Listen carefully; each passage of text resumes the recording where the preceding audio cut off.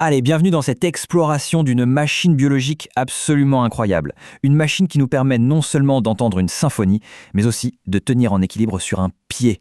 On va plonger ensemble dans les secrets de l'oreille. La question est simple, mais la réponse est fascinante. Comment est-ce qu'une toute petite vibration dans l'air peut devenir l'émotion d'une chanson, ou à l'inverse, l'alerte d'un danger? C'est ce mystère qu'on va tenter de résoudre. Alors pour commencer, on voit que l'oreille est divisée en 3 grandes parties. Chacune a un rôle bien précis. Mais ce qu'on ignore souvent, c'est que l'audition, ce n'est que la moitié de l'histoire. Oui, parce que l'audition, c'est un peu la face visible de l'iceberg. Le vrai super-pouvoir caché de cet organe, c'est d'être notre gyroscope interne. Celui qui nous ancre dans le monde, tout simplement. Bon, alors commençons par le commencement. Suivons le parcours d'un son. On va voir que sa première étape est déjà un voyage fascinant à travers un mécanisme biologique hyper ingénieux. Voilà, tout part de là. L'oreille externe, qu'on appelle le pavillon, agit comme une sorte d'entonnoir. Elle capte les ondes sonores et les canalise tout droit vers le tympan. Et c'est là que le premier domino tombe et déclenche une réaction en chaîne assez incroyable. Et là, on arrive au cœur de l'oreille moyenne. Et c'est un véritable chef-d'œuvre de micro-ingénierie. On a 3 os minuscules, le marteau, l'enclume et l'étrier, qui fonctionnent comme un système de levier pour amplifier le son de façon spectaculaire. En fait, ils préparent l'énergie pour l'étape d'après. Et voilà le premier, on pourrait presque dire, tour de magie. Ces vibrations qui se propageaient dans l'air sont maintenant transformées avec brio en ondes beaucoup plus puissantes dans un liquide. Et ça, c'est absolument crucial pour la suite du voyage. Ok, maintenant que le son a été bien amplifié, il est prêt à entrer dans la partie la plus complexe, le labyrinthe liquide de l'oreille interne. C'est vraiment là que la magie opère. Notre voyage nous amène donc ici, devant cette structure qui ressemble à une coquille d'escargot. C'est la cochlée. C'est dans ce tout petit organe que se trouve le véritable centre de contrôle de notre audition. Si on pouvait dérouler la cochlée, on verrait qu'en fait, il ne s'agit pas d'un seul tube, mais de 3 canaux enroulés les uns avec les autres. Et chacun est rempli de liquides un peu différents, des liquides qui sont essentiels pour transmettre les ondes de pression. Mais la question reste, comment une simple onde dans un liquide se transforme en une perception, en un son? Pour comprendre ça, il faut qu'on zoome encore plus. Direction, le moteur microscopique de l'audition.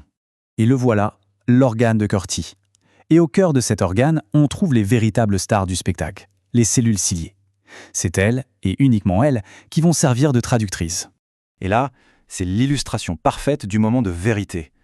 Les ondes dans le liquide font bouger, elles inclinent ces cils minuscules, les stéréocils, et ce mouvement, purement mécanique, tire sur des sortes de fils qui ouvrent des canaux, un peu comme on ouvrirait une trappe. C'est aussi simple et génial que ça. Cette ouverture, cette trappe, elle laisse entrer un flot d'ions dans la cellule. Et ça crée une toute petite étincelle électrique. C'est à cet instant, très précis, en une fraction de seconde, que le son, une onde mécanique, devient un signal nerveux, un message pour notre cerveau. Alors comment le cerveau fait la différence entre un son aigu et un son grave? C'est parce que cette fameuse membrane basilaire est accordée. Les hautes fréquences la font vibrer tout au début, à la base. Les basses fréquences, elles, vont jusqu'au bout, au sommet. C'est un peu comme un clavier de piano déroulé sur toute sa longueur. Bon, on a vu comment l'oreille décode le son. Mais souvenez-vous, ce n'est que la moitié du travail. Il est temps de retourner dans l'oreille interne pour découvrir son autre super-pouvoir. C'est assez incroyable, mais la même structure générale abrite aussi un tout autre système. Un système qui nous permet de marcher droit, de sentir une accélération en voiture, et même de savoir de quel côté est le sol. Pour résumer, c'est assez simple. La cochlée, elle, écoute le monde. Le système vestibulaire, lui, nous dit où on est dans ce monde. C'est en quelque sorte notre GPS interne, celui qui nous maintient en équilibre et qui nous oriente dans l'espace. Quand on secoue la tête pour dire non, par exemple, le liquide qui se trouve à l'intérieur de ces canaux semi-circulaires se met en mouvement. Et ce mouvement va pousser des petites structures gélatineuses, les cupules. Le cerveau reçoit l'info, ça y est, la tête a tourné. Et pour les accélérations, comme la sensation qu'on a quand un ascenseur démarre brusquement, ça, c'est le travail de ces pierres d'équilibre microscopiques, les autoconies. Elles glissent avec la gravité ou l'accélération et viennent stimuler d'autres cellules ciliées. Le cerveau sait alors qu'on est en mouvement linéaire.